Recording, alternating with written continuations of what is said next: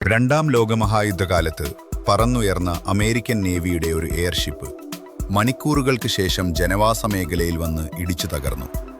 പക്ഷേ വിചിത്രമെന്ന് പറയട്ടെ, അതിനുള്ളിൽ പൈലറ്റുമാർ ആരും തന്നെ ഉണ്ടായിരുന്നില്ല.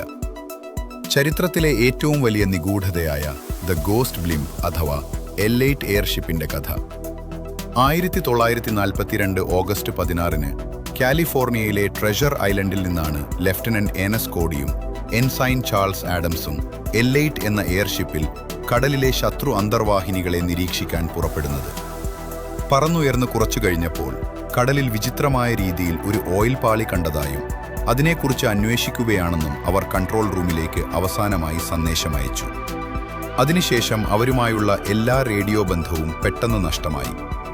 ഏതാനും മണിക്കൂറുകൾക്ക് ശേഷം ഈ എയർഷിപ്പ് പൂർണ്ണമായും നിയന്ത്രണം വിട്ട് ഡാലി സിറ്റിയിലെ ഒരു തെരുവിൽ വന്ന് ഇടിച്ചു നിന്നു. ഓടിക്കൂടിയ ആളുകൾ നോക്കിയപ്പോൾ അതിൻ്റെ വാതിൽ തുറന്ന നിലയിലായിരുന്നു.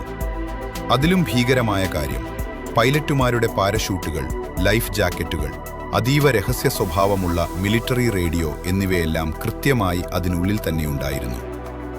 ആകെ അപ്രത്യക്ഷമായത് ആ 2 മനുഷ്യർ മാത്രമാണ്.